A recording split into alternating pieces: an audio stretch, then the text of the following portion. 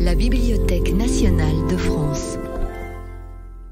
Dans le cadre d'un nouveau cycle consacré à la place des femmes dans l'histoire de la psychanalyse en France, Claudia Mayer-Hofer évoque la psychanalyste Maud Manoni qui a introduit l'antipsychiatrie en France.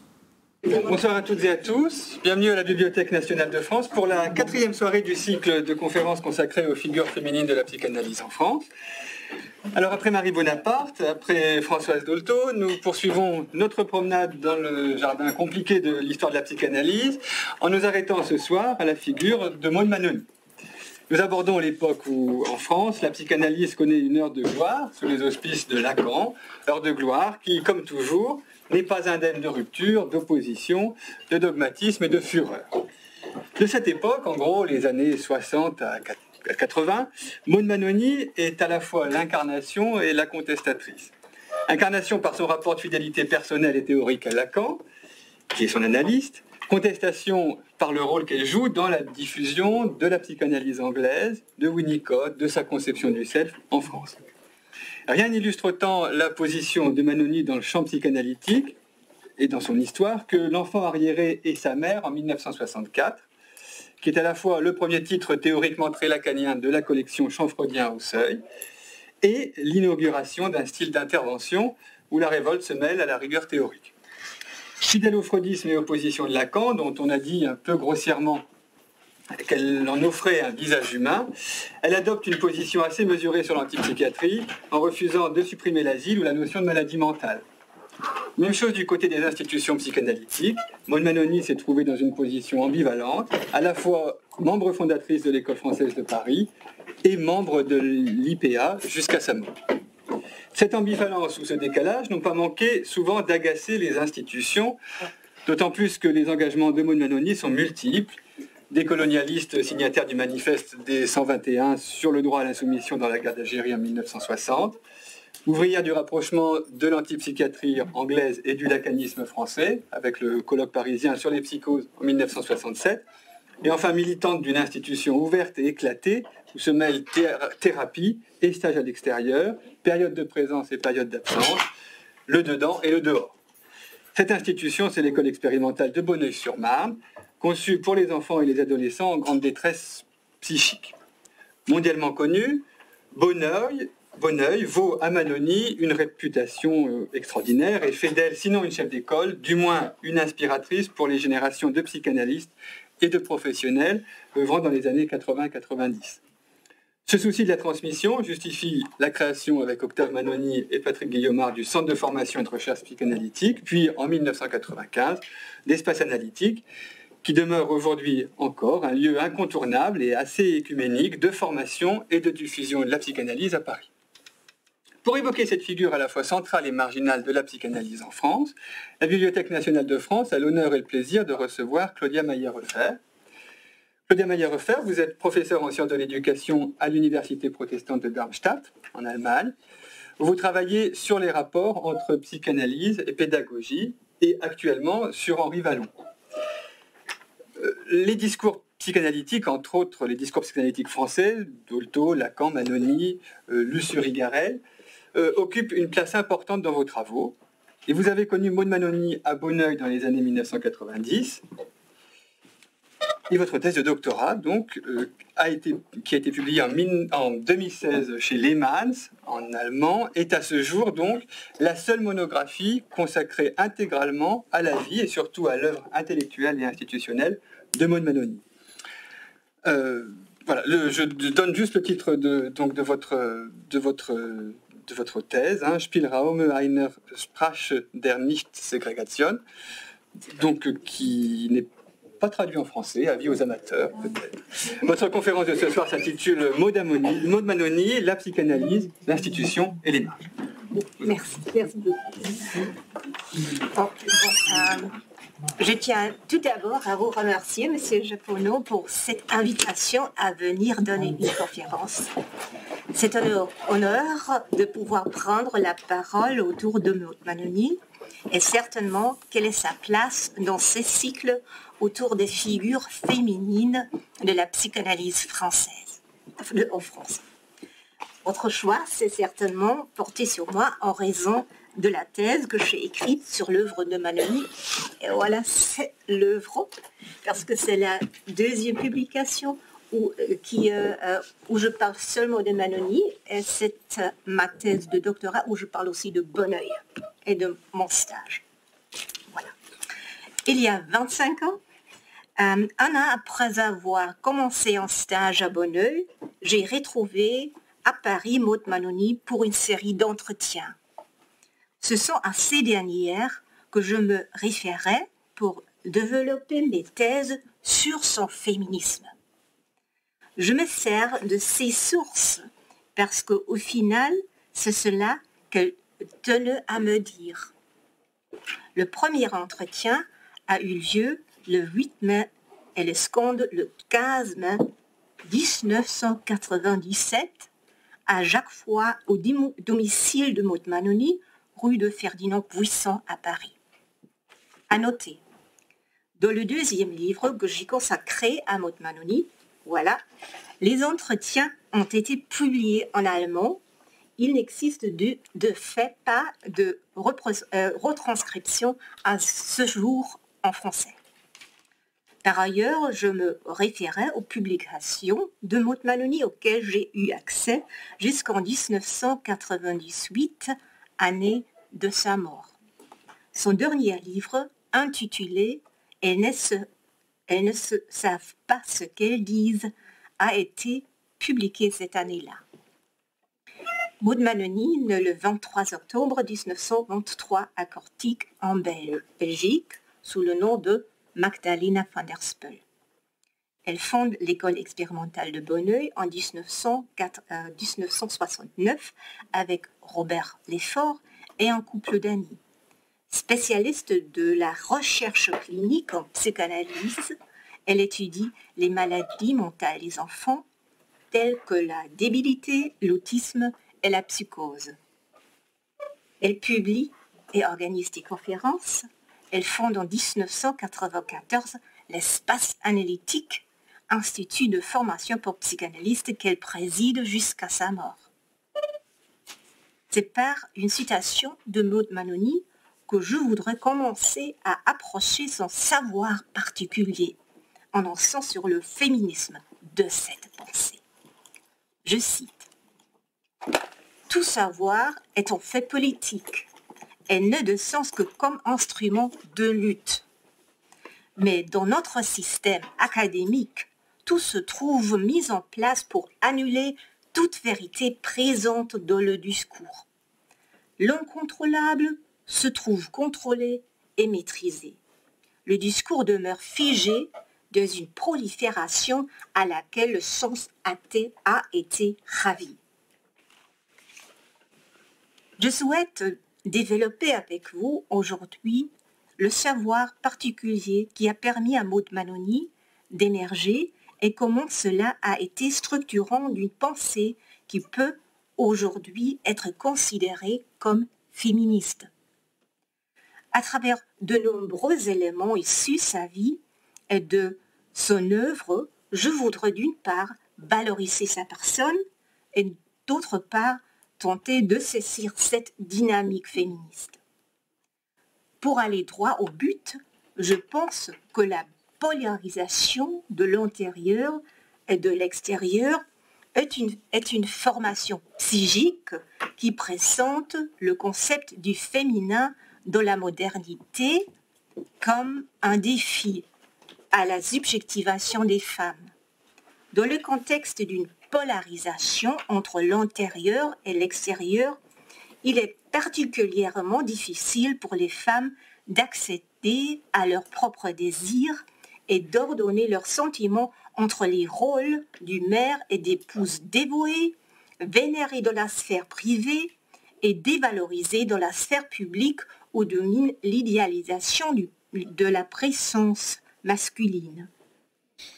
Maud Manoni a dû se battre contre l'interprétation de son travail comme étant un acte humanitaire, alors que c'est une contribution importante pour la recherche clinique psychanalytique.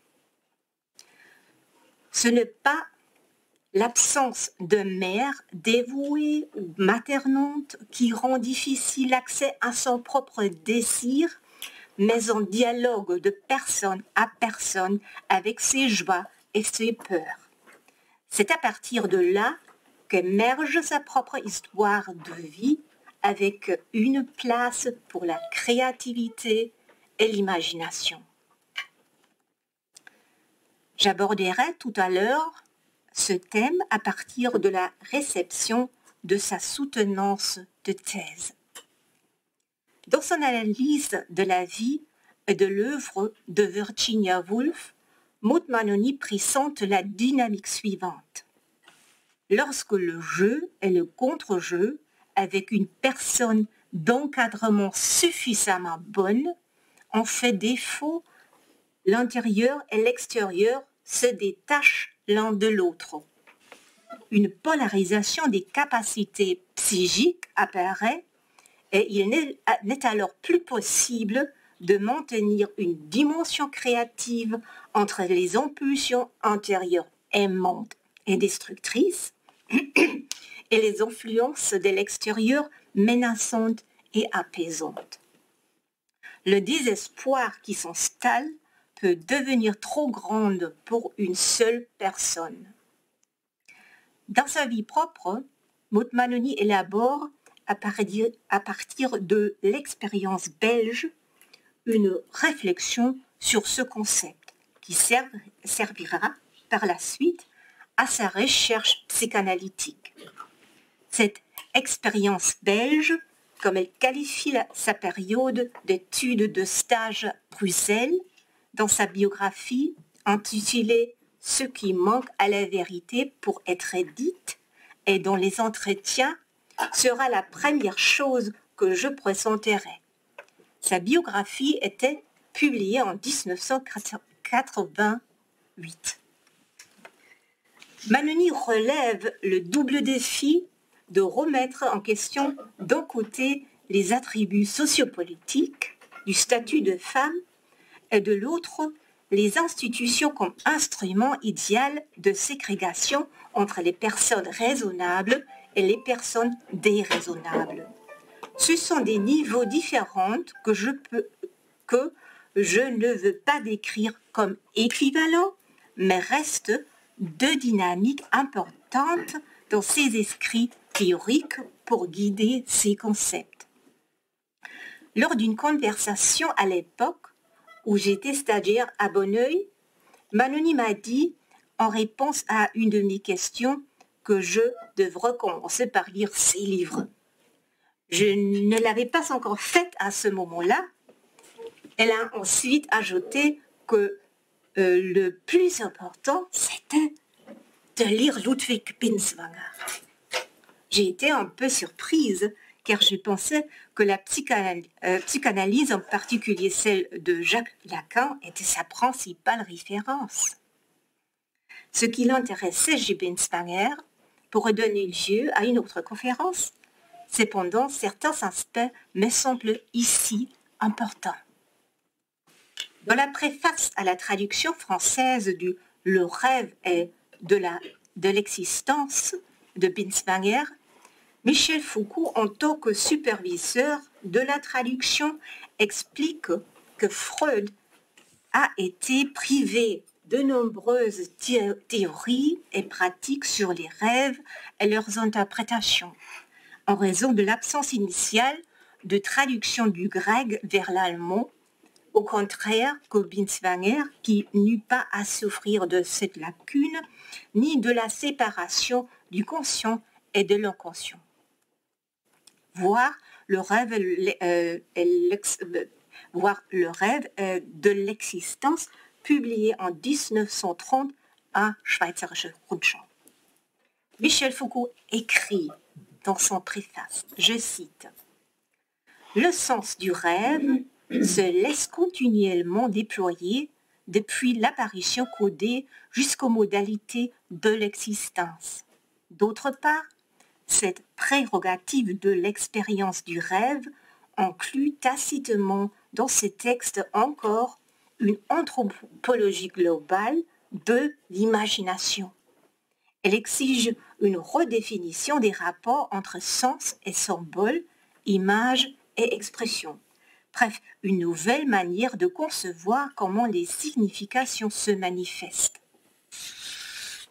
Au milieu de la conscience, le mot qui va de soi se perd et le langage prend en charge l'articulation.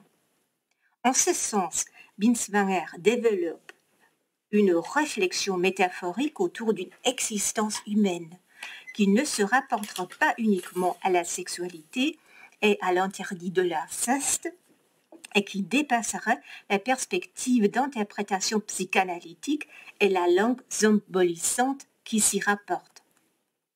Qu'est-ce que c'est le dialogue pour Binswanger? Un sujet rencontre un autre sujet dans la présence. Les possibilités de partage sont multiples et cela les transforme. Les sujets échangent pour être présents l'un à l'autre. Il n'y a pas de l'absence de la présence de symboles et vice-versa, comme le conçoit Jacques Lacan. Foucault écrit en résumé à la fin de sa préface, je cite, « L'image n'est plus image de quelque chose entièrement conçue en vue d'une absence qu'elle remplace. Elle est reçue en soi et se donne comme la plénitude d'une présence. Elle ne se dessine plus quelque chose, mais s'adresse à quelqu'un. L'image apparaît alors comme une modalité d'expression et prend son sens dans son style, si tant est que l'on puisse entendre par style le mouvement originel de l'imagination, lorsqu'elle prend le visage de l'échange. Être surpris par l'inattendu, c'est être emporté dans des dynamiques du langage et qui rendent compréhensible l'existence sur Terre et des échanges potentiellement virtuels en lui.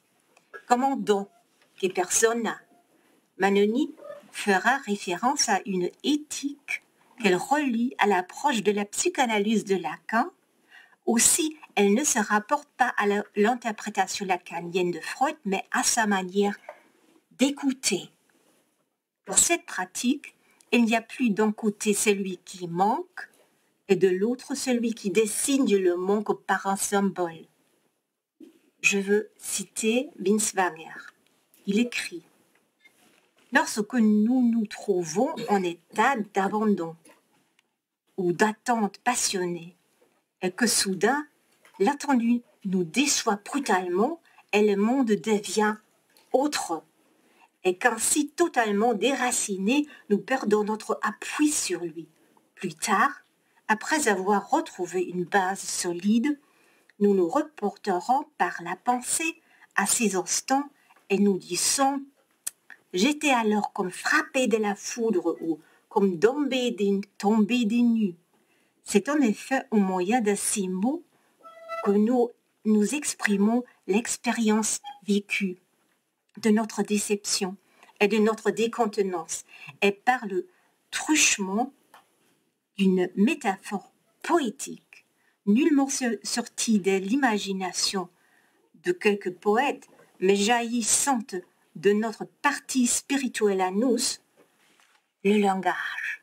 Car le langage, c'est ce qui pour nous rêve et crée, bien avant que l'individu lui-même se soit mis à rêver et créer. Le fait de perdre pied dans le monde et d'être renvoyé à soi-même crée un lien avec une langue qui permet de relier l'individu à l'existence dans une présence et à tous les êtres humains dans un échangement potentiellement virtuel. Les individus peuvent alors renouer un lien entre la vie et le monde. Le langage qui en découle est l'analyse de l'être au monde. Les images qui surgissent du sens de rêve renvoient à l'avenir. Le langage est un poids de référence important pour Manoni. Mais ce n'est pour elle pas la langue unique et prédominante, ni la langue de la science, de l'idéalité et de l'universalité qui l'intéresse. La recherche d'un échange non pas linguistique, mais d'un mot qui maintient le lien, représente à mon avis le mieux la dynamique de son savoir. En ce qui concerne la recherche biographique, j'ai trop facilement fait le lien dans mes travaux antérieurs entre la première partie de sa vie en Inde et l'école expérimentale de Bonneuil. Issu de la bourgeoisie, Maud Manoni a passé son enfance à Sri Lanka. Son père y travaillait comme consul général des Pays-Bas. La famille dut précipitamment quitter le pays au moment de la guerre civile et Maud Manoni fut envoyée chez son grand-père aux Pays-Bas. Là-bas, elle perdit ses langues, l'anglais et l'hindi, ainsi que le lien culturel et affectif qu'elle avait établi avec sa nourrice indienne. D'autres traumatismes devaient suivre à la suite de changements de lieu et de langue, si bien que Manoni passa une période sans langue. Elle a appelé cela d'une période d'anesthésie affective et les années qui suivent les années sombres. C'est plutôt entre 6 et 11 ans, comme elle le confiait dans l'entretien, qu'elle expérimenta cet état. Qu'est-ce qui provoque ces changements? Dans l'entretien, elle poursuit, je cite, « C'était à 11 ans que je suis venue en Belgique et qu'il y a eu les bonnes sœurs, les dames des Sions, qui ont été pour moi une ouverture parce que c'est une congrégation de religieuses très émancipée. Les religieuses étaient également ouvertes à de nombreuses cultures, Manoni ajoute. C'est là qu'elle alla à l'école et qu'elle comprit qu'il y a d'autres voies possibles pour les femmes. C'est ici, en Belgique, que Manoni contourna le chemin tout tracé auquel une jeune fille de famille bourgeoise était destinée, c'est-à-dire être bonne à marier. C'est ici, en Belgique aussi, que Manoni commença pendant la Seconde Guerre mondiale des études de criminologie. Maud Manoni avait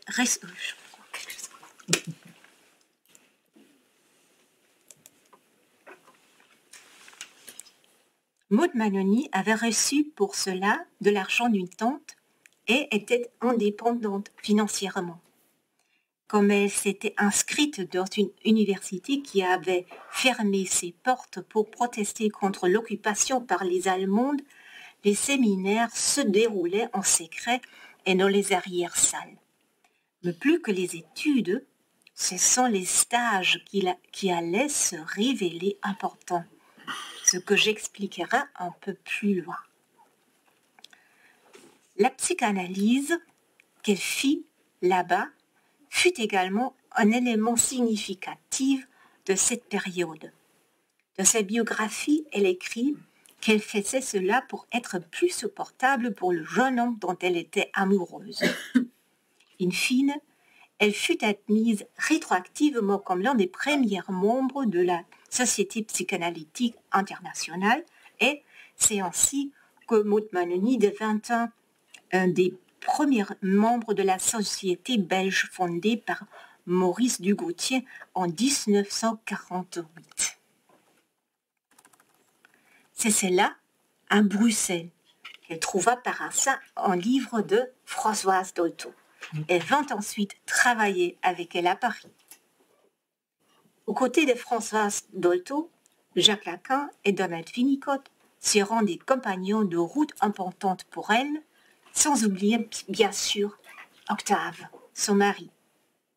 Octave Manoni fut pendant 18 ans professeur de philosophie à la Martinique, dans les îles colonisées de la Réunion et du Madagascar, avant d'être rapatrié par l'État français.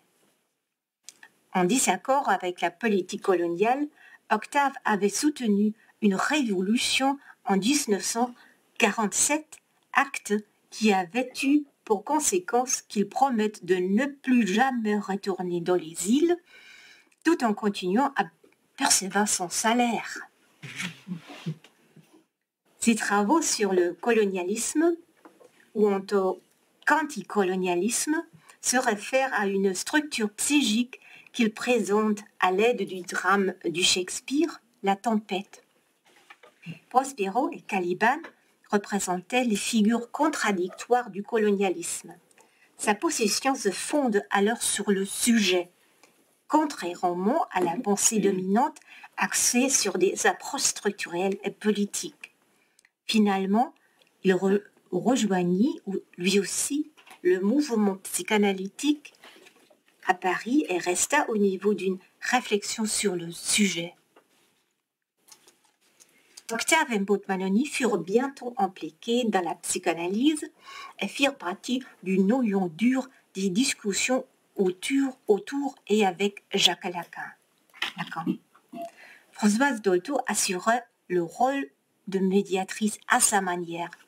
Elle trouvait le nom de Maud Maloney spectaculaire. Mais c'est son intervention concernant la relation de Maud Maloney avec sa mère qui fut encore plus importante. Françoise Dolto, comme Maloney l'écrit dans sa biographie, dénoua son lien avec sa mère. Cette dernière considérait que sa fille était débile. Magdalena dut donc grandir avec ce stigmate. Les ruptures successives dans sa vie, de lieu, culture, langue et contexte, furent probablement utilisées pour justifier sa débilité. Sur la base d'une analyse d'écriture, Françoise Dolto put toutefois démontrer de manière crédible que c'était sa mère qui était débilitante. Son style de vie bourgeoise avait permis facilement à la mère de compenser cette situation psychique. Toutefois, faire porter cet état à sa fille, c'était cruel. C'est justement ce qui se passe souvent dans les cellules familiales et dans les apports hiérarchiques entre les adultes et les enfants. Le travail de Françoise Dolto fut de prendre le parti des enfants. Une approche introduisant la loi de la séparation dans la relation mère-fille du corps de la mère à celui de l'enfant est une référence importante de la psychanalyse, systématisée par Jacques Lacan. Sur ce point, Jacques Lacan s'est inspiré des expériences de Dolto et de Maloney avec les psychoses chez les enfants. Enfin, c'est le cas de la dialogue, moment essentiel de la structuration du psychisme d'une jeune personne. Donald Winnicott le qualifiait de jeu et contre-jeu et le place dans le contexte du fantasme goûtant la réalité. Dans le travail clinique, et notamment celui de Françoise Dolto, le nom comme loi et la désignation du sujet par un nom sont intimement liés. La loi dissout le corps avec la mère et le lien d'un être humain qui s'identifie comme idéal au détriment d'un autre qui doit emporter le déficit. La condition préalable, c'est toutefois une interaction dialogique entre les deux personnes et la possibilité qu'elles suscitent à partir de leur inconscient un niveau de séparation et en même temps un niveau d'échange. Cet échange se conçoit comme le moment où l'intérieur et l'extérieur rentrent en relation sans polarisation, c'est-à-dire sans rejeter des moments conflictuels à l'extérieur, créant une paranoïa et une perte des références de symbolisation comme peut l'éprouver un sujet laissé seul. La relation entre la mère et l'enfant se modifie Il est alors possible d'être tout ou de devenir tout sans se rapporter aux stéréotypes et aux attributions. Il est alors possible d'être ensemble de nombreuses manières différentes. Maud Mannoni a décrit sa propre maternité dans sa biographie. Elle avait besoin d'une nourrice pour elle pour pouvoir, comme elle écrit, être une mère pour son fils. En conséquence de quoi, elle s'arrangea avec son mari Octave pour pouvoir continuer à travailler tout en étant émotionnellement pressante pour son enfant. Ce momento est très important, peut-être moins en France, où depuis longtemps il est courant que les mères travaillent et aient des enfants, mais en Allemagne, cela est récent. Mais aussi, c'est important parce que Maud Mannoni, du fait de ses origines, évoluait dans les milieux bourgeois où il n'était pas courant que les femmes aient une éducation, une vie professionnelle ou bien qu'elles s'occupent elles-mêmes de leurs enfants. Mannoni avait eu une nourrice au Sri Lanka, puis fréquenté une école de religieuses en Belgique, et c'est justement à partir des rencontres avec ces femmes qu'elle put se réaliser en tant que sujet et suivre son propre chemin. Mannoni souligne que son grand-père aux Pays-Bas, chez qui ses parents l'avaient conduite après leur départ d'Inde, est alors devenu une personne de référence importante pour elle. Mais quand même, Mannoni n'a jamais caché qu'elle est traumatisée. Cela était encore perceptible lors des entretiens. J'avais posé une question très abstraite. J'ai demandé « Quelle capacité devrait avoir un enfant à 7 ans ?» Mannoni me répondit qu'elle ne le sait pas, car à cette époque, elle était anesthésiée et elle me parlait de ses années sombres. Je voudrais maintenant retracer le chemin qui mène à sa propre vie, le chemin que chaque individu doit trouver, même avec du soutien, même après son traumatisme. Quel est donc le savoir particulier de Maud Mannoni en tant que chercheuse clinique et qu'est-ce qu'il faut y voir comme étant féministe?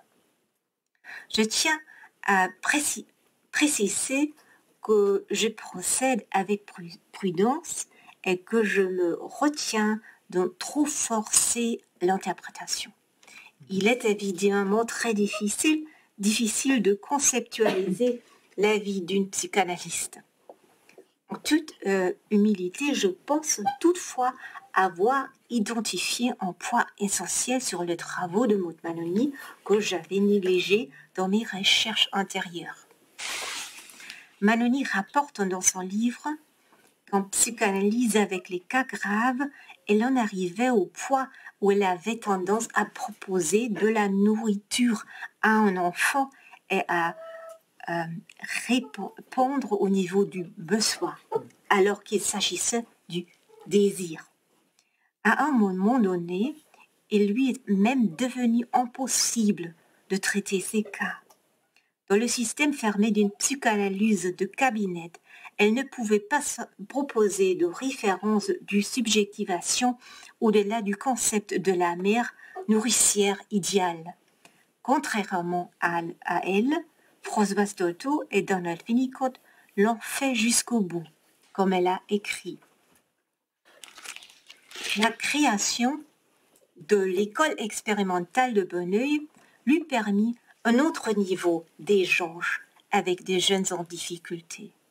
Ce niveau fait suite à ses premières expériences à Bruxelles. Il s'agit bien d'un niveau d'échange et non pas d'une suite exactement d'événements ou de connaissances reproductibles ni de la mise en œuvre d'un savoir universel. Un niveau de réflexion émerge qui peut renvoyer à une dynamique et des processus ouverts et imprévus. On ne se réfère pas à un savoir dont on peut détruire un protocole d'action. C'est à Bruxelles qu'elle prend a posteriori conscience de la dynamique entre l'intérieur et l'extérieur. La description de cette dynamique fait également suite à ses descriptions de Bonneuil. Et en d'autres termes, Manoni relie à travers le langage la quintessence de l'expérience belge à celle de Bonneuil, par le biais de la pratique psychanalytique de Winnicott, comme je vais le présenter ci-après.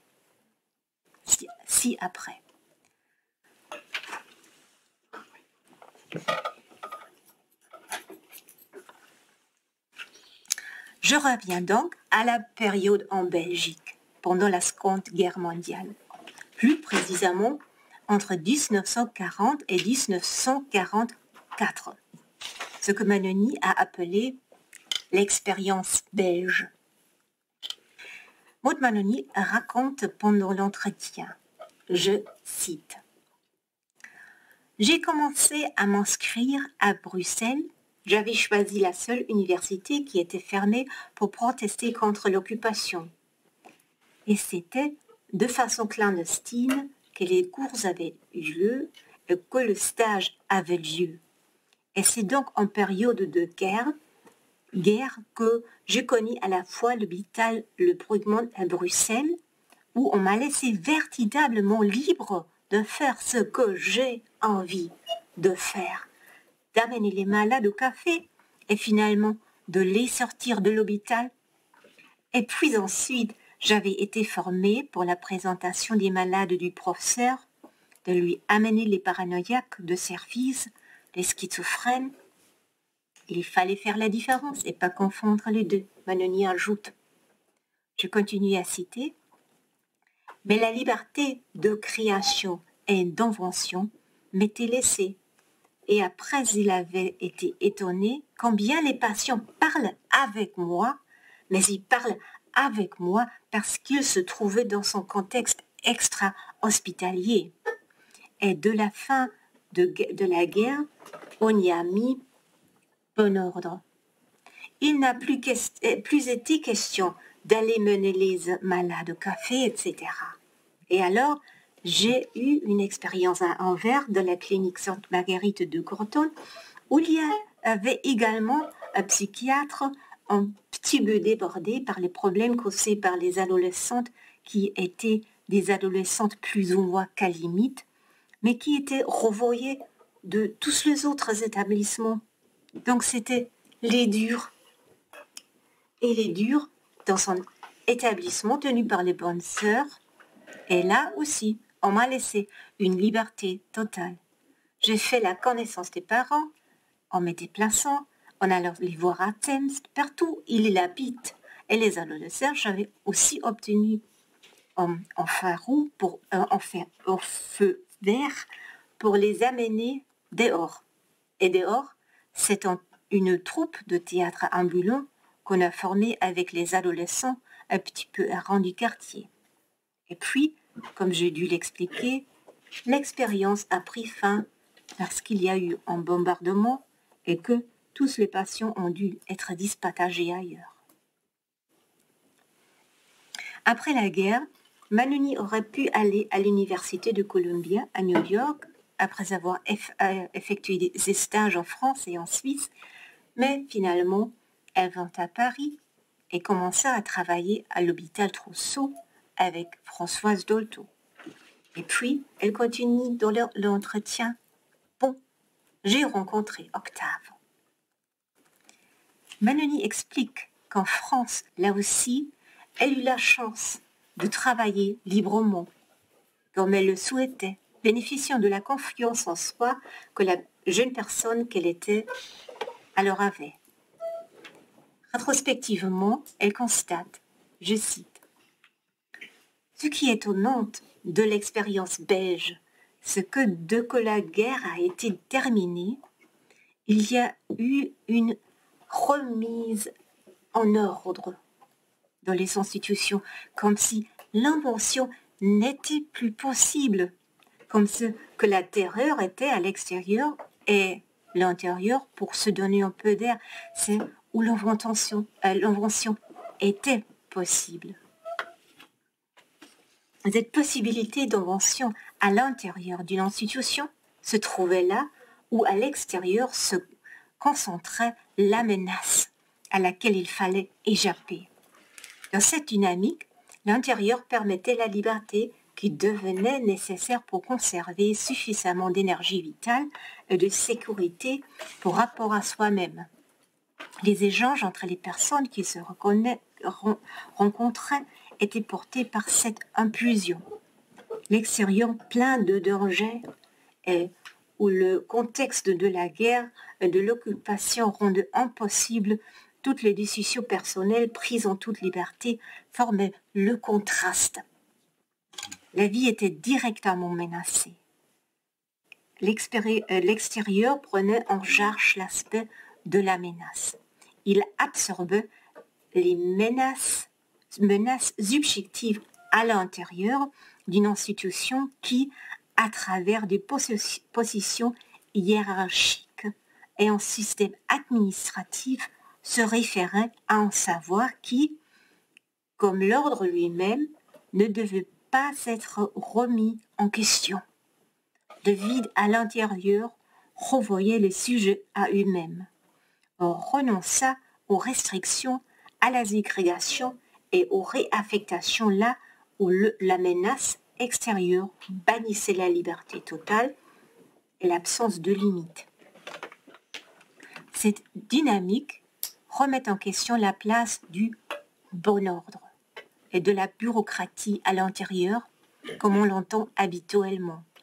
Pendant la guerre, lorsque les hommes furent mobilisés et durent se battre, de graves problèmes de main-d'œuvre, comme dans le système de santé, sont apparus auxquels les femmes ont dû payer. Nombre d'entre elles purent ainsi faire l'expérience pendant la guerre d'un lieu où elles pouvaient agir socialement et professionnellement. Mais ce n'est toutefois pas cet aspect du savoir de Manoni que je voudrais souligner comme ayant d'une dimension féministe. Ce qu'elle a alors appris, ce que la dissolution de la hiérarchie et la débureaucratisation avaient abaissé les murs entre l'intérieur de l'institution et les lieux publics de la société.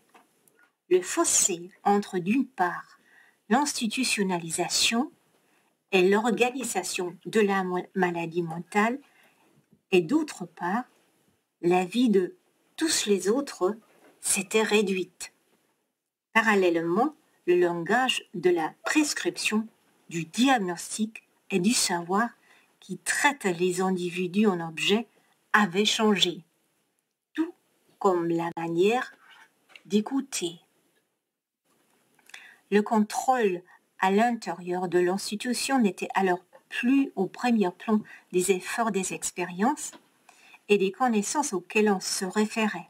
Ce qui intéresse particulièrement Manoni, c'est l'aspect structurel de l'institutionnalisation qui contrôle dans un espace clos ce qui est menaçant, c'est-à-dire la maladie mentale.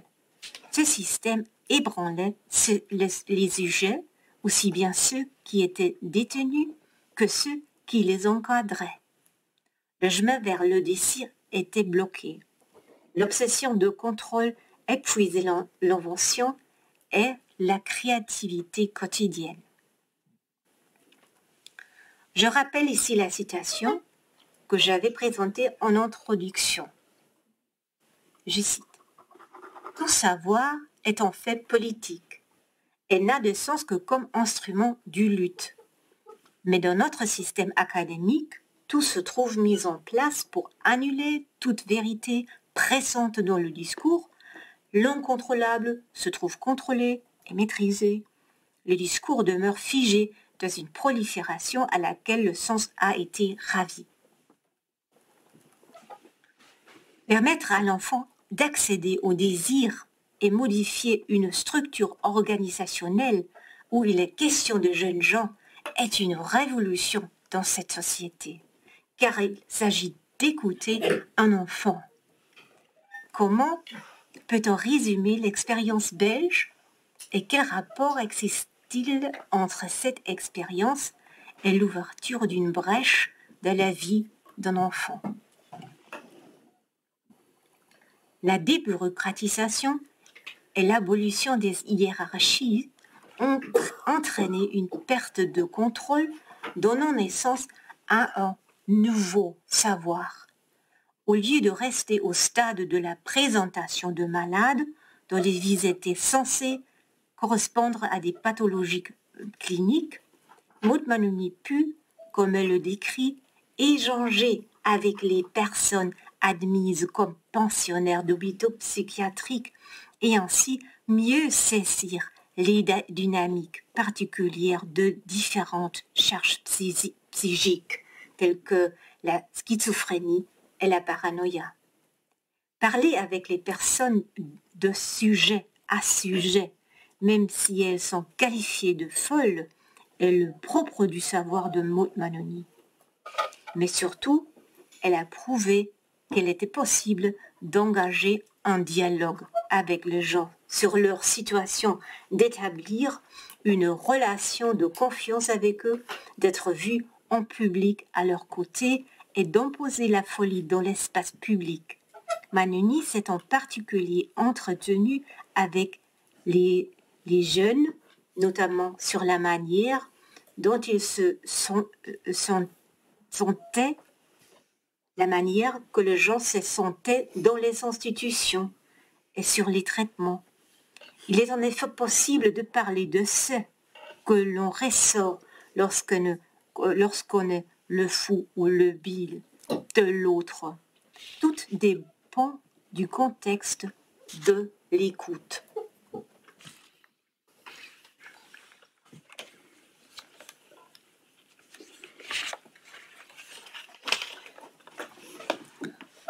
Quelle est alors la réception du savoir de Mannoni?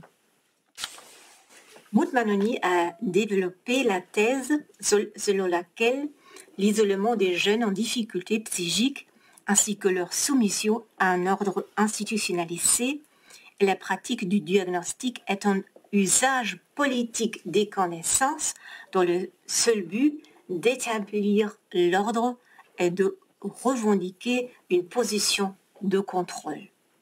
Cette pratique engendre des connaissances qui se développent et se multiplient afin de maintenir et de contrôler cette pratique. L'émergence d'autres savoirs est alors bloquée. Maud Mannoni s'est battue pour montrer comment l'isolement et l'institutionnalisation empêchent d'accompagner les jeunes vers leur désir et leur propre vie.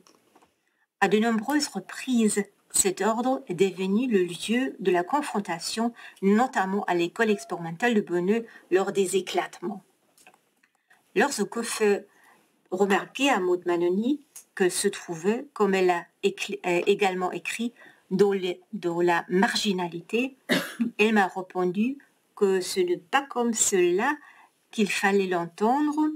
Selon elle, être dans la marginalité, c'est être au milieu des luttes. C'est certainement l'un des combats essentiels du XXe et XXIe siècle et qui aura impliqué, aux côtés de Mannoni, Michel Foucault, Fernand Deligny et Félix Guattari. L'importance de mettre en relation l'intérieur et l'extérieur signifie pour l'école expérimentale de Bonneuil exactement le contraire de l'expérience que Mannoni a faite pendant la guerre en Belgique. Ce concept n'est pas simpliste. La polarisation d'un bon intérieur et d'un mauvais extérieur demande à être travaillée aussi et peut-être surtout là où l'expérience de la guerre a rendu l'extérieur menaçante et imprévisible et l'intérieur bon, libéré de la menace que faisait porter le bon ordre sur les désirs. Afin que les jeunes puissent accéder à leurs désirs propres, il ne faut pas seulement se défendre des effets du bon ordre et de l'institutionnalisation, c'est-à-dire aux lois à la sécurité sociale et au savoir psychiatrique qui se tient à l'extérieur. Ces effets ne concernent pas seulement de manière bloquante le savoir psychanalytique. Elles concernent le moment où le savoir psychanalytique se transforme en une formation à partir de laquelle on peut déduire un savoir idéal, un bonheur idéal et des pratiques idéales. Ce savoir et son application bloquent l'accès au désir. La vie des jeunes gens rentrant dans ce système confirme le savoir idéal et le protocole de soi idéal dont eux-mêmes puissent être le point de référence de leur propre avenir. On ne leur accorde pas le désir.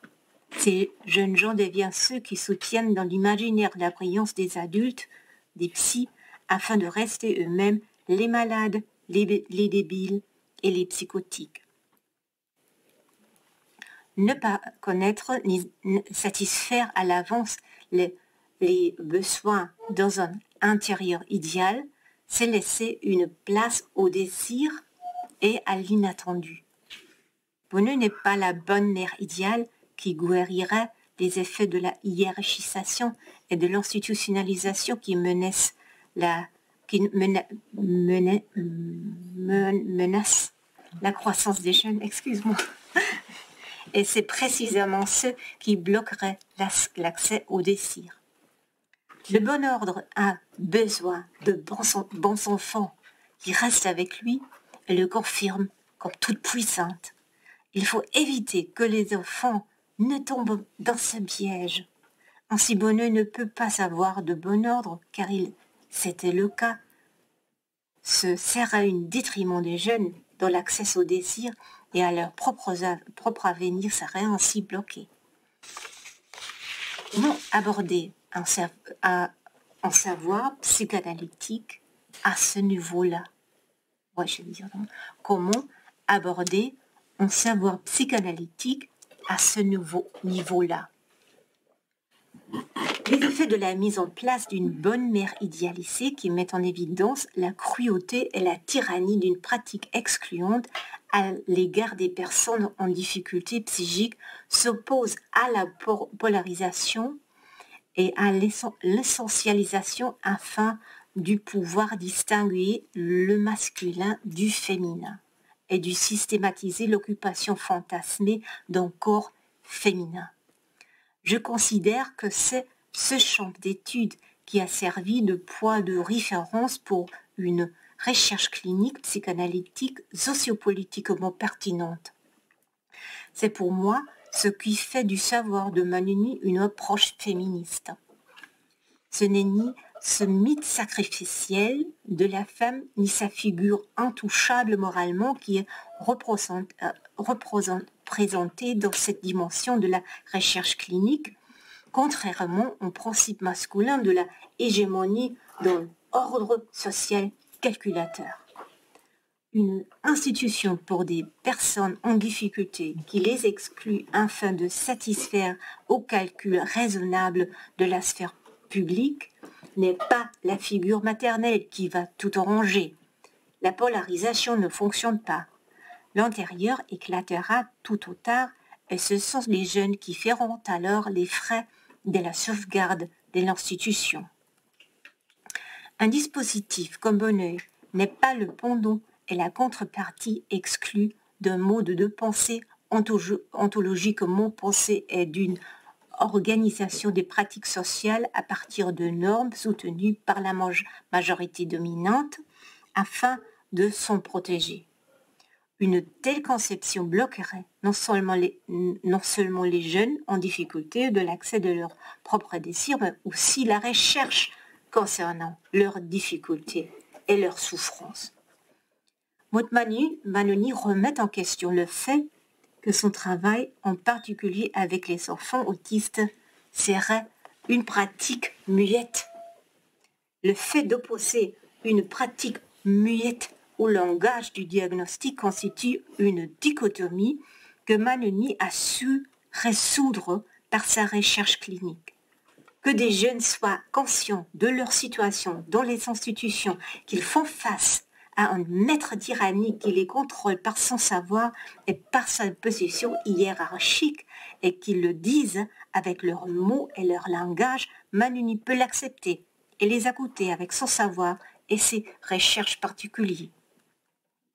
Elle n'a pas besoin de se défendre, d'être un maître tyrannique, de se protéger sous un savoir universel et transmissible. Il est clair ici que cela n'a pas facilité la réception de son travail. Quelle est sa méthodologie de sa recherche, donc? Son écoute la relie à une réalité ouverte dans laquelle l'imprévu a sa place.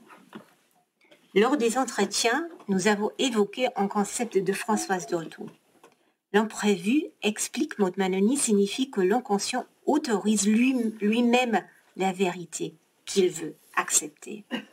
Nous nous trouvons donc déjà ici dans le contexte de l'interprétation psychanalytique. Selon Manoni, il ne s'agit pas d'une interprétation souveraine de la part de sujets connaissants et puissants. L'interprétation psychanalytique qui intéresse Manoni est conçue éthiquement comme les sujets et l'autre sujet sont en échange don, le don, oui, que personne ne possède en tant que propriété. Elle n'est pas conçue de manière abstraite, comme l'a fait à la fin Jacques Lacan, et qui suscite toujours une fascination, notamment chez les psychanalystes d'inspiration philosophique. Pourtant, c'est précisément ce poids de référence éthique important pour Manoni qu'elle reconnaît chez Lacan.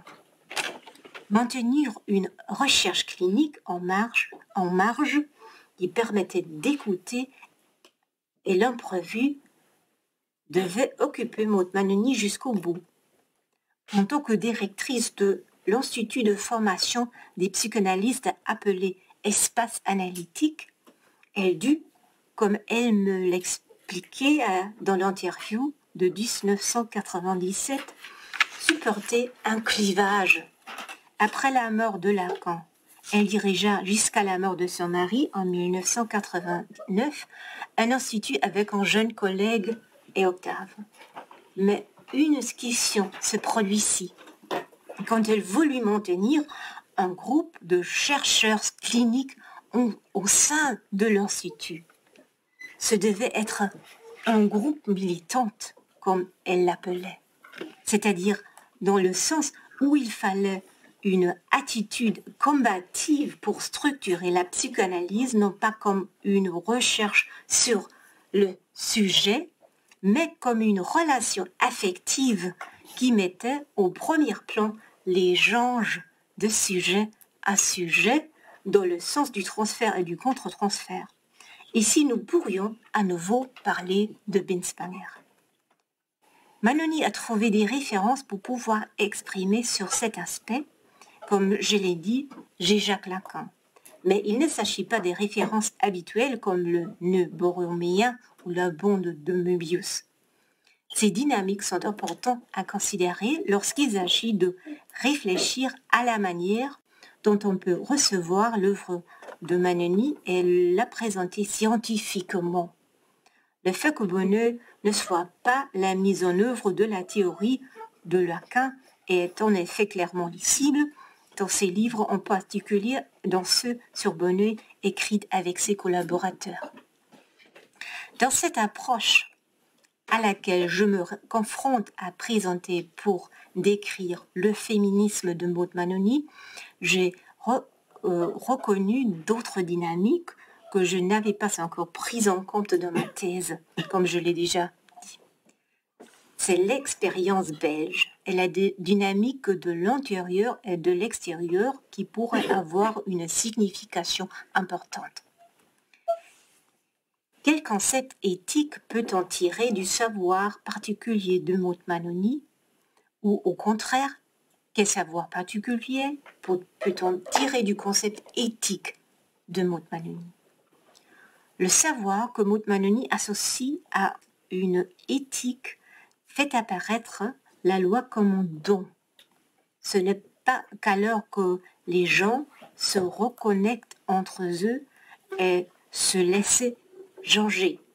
C'est une autre situation que le bonheur d'une institution. Les dons, c'est une autre situation que le bonheur d'une institution. Le fait que la subjectivation soit un processus et qu'elle soit liée à la transformation constante d'un savoir remet en question l'opinion établie selon laquelle existerait une forme et une tradition définie qui assurerait l'ordre de la vie en commun. Par rapport au savoir et au mode de pensée dominante de la modernité, il en résulte une dynamique qui implique une transformation virtuellement infinie du savoir et de la subjectivité. Dans le temps et l'autre, Emmanuel Levinas décrit la féminité comme étant le prototype d'une altérité. Cette altérité ne peut justement pas être saisie par le mode de pensée de la modernité et la conception d'un savoir universel et d'une vérité hors du temps. Mais le fait que la féminité, parce qu'elle n'est pas le sujet masculin idéal, doive représenter cet espace vide de ce qui ne peut pas être exprimé dans la langue, mérite la temporalisation de l'existence par opposition à une formation universalisée de la subjectivité, implique de concevoir le langage et la parole dans une même dynamique. L'analyse des Dasein de Binswanger peut se rattacher à cela. Elle ne remet pas uniquement en question l'hégémonie de la modernité. Binswanger s'intéresse plus à l'ouverture du langage vers une existence et moins à la conceptualisation d'une subjectivité ou à la fissure dans son sujet. C'est plutôt la répétition dans les images qu'il rejette. Quelles nouvelles affirmations apparaissent et comment le sujet reconnecte-t-il à l'existence et à la langue. En ce sens, l'expression et la réception ne peuvent pas être conçues de manière philosophique et linguistique. Dans l'œuvre de Mannoni, comme dans celle de Fernand Deligny, Michel Foucault, Félix Guattari et Gilles Deleuze, l'expression et la réception sont à saisir politiquement. Un langage qui ordonne, contrôle et conceptualise se dissout à partir des marges de la société pour être emporté par la parole libre.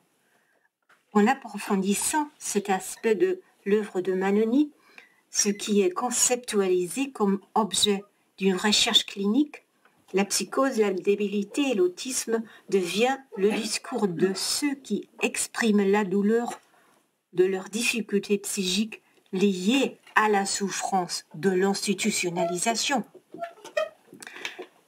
L'individualisation de l'aliénation de l'institution fermée, tout comme l'individualisation des difficultés psychiques personnelles, atteignent le genre du politique. La répression de la parole libre et le rejet de la responsabilité de l'exclusion de cette parole des espaces à soi du sujet idéal semble pouvoir être justifié par une politique, en particulier une politique de la science. À cet endroit du prototype de l'altérité, comme dirait Levinas, parlent ceux qui, à la manière moderne de savoir, ne savent pas ce qu'ils, ou plutôt ce qu'elles disent. Elles ne savent pas ce qu'elles disent. C'est le titre de la dernière publication de Maud Mannoni. Elle y analyse notamment le mode d'expression de la Virginia Woolf. J'y reviendrai dans un instant.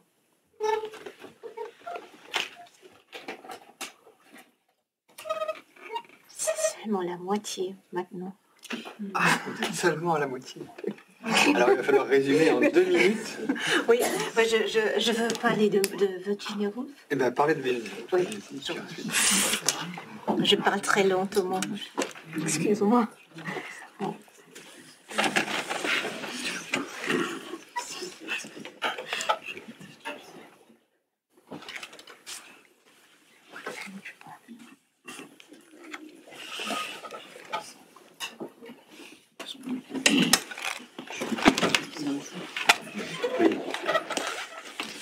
essayer de conclure sur Virginia Woolf et puis ensuite on interviendra avec le public. Oui, c'est sûr. Je dois chercher un mot.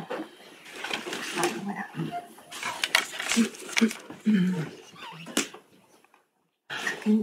Combien de minutes? 5 minutes maximum. Ah, oui, oui. Maximum. Oh. D'accord. Oui.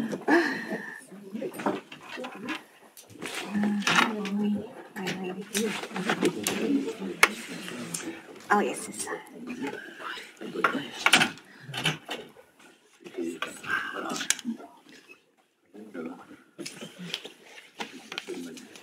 Oui, je trouvais une situation que je réintroduis cette situation. Oui.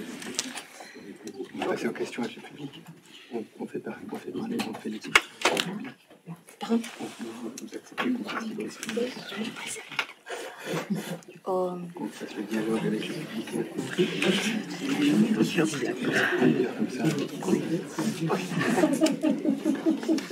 Ah bon, je recommence avec un petit peu. Bon, le jeu est le contre-jeu d'un enfant avec sa mère que nous rappellerons plutôt la personne de référence proche et suffisamment bonne en tant que processus dialogique établit la possibilité de maintenir en contact un intérieur et un extérieur de la psyché individuelle impliquée dans un échange avec un sujet.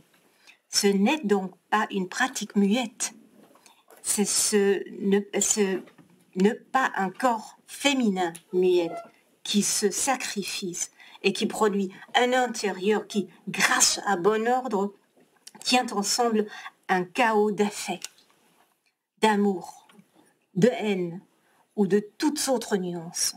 Ce n'est pas la mère idéale, posée comme toute puissante, mais la mère suffisamment bonne que Winnicott décrit ici comme figure conceptualisée et personne de référence du jeu dialogique.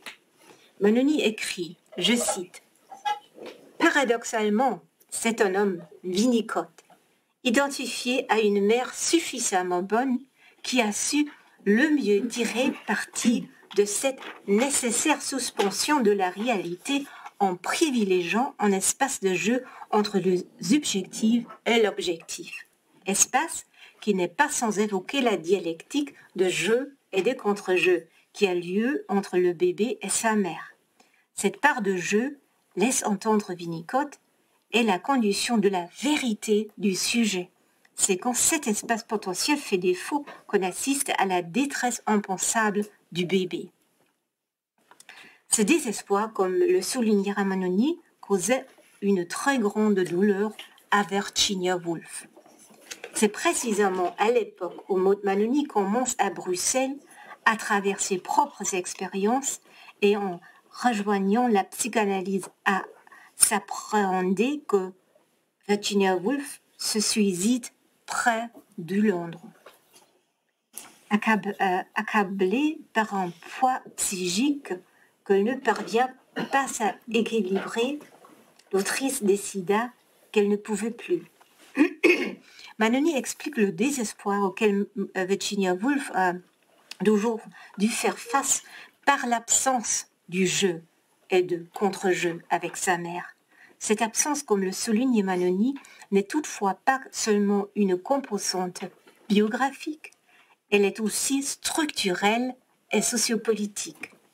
La manière dont Virginia Woolf place dans ses livres son histoire familiale est quelque chose comme une conversation psychanalytique. Même si pour Virginia Woolf, l'écriture a été, dans son premier temps, un soutien important, elle se retrouve peu à peu en situation de polarisation. Manoni le décrit ainsi, je cite, « La remise en question de soi grâce à l'autre constitue la trame et le cheminement du travail analytique. Grâce à la fiction, Virginia Woolf se raconte, se relève sous des facettes multiples.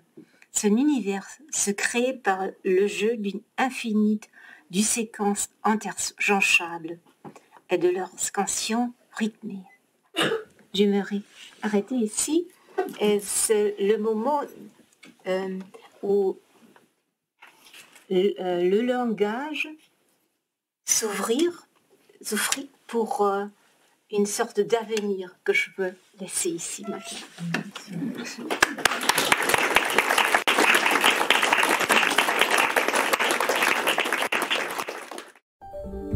Vous venez d'écouter un podcast de la Bibliothèque nationale de France. Retrouvez les conférences, rencontres et créations de la BNF sur toutes les plateformes de podcast ainsi que sur le site bnf.fr.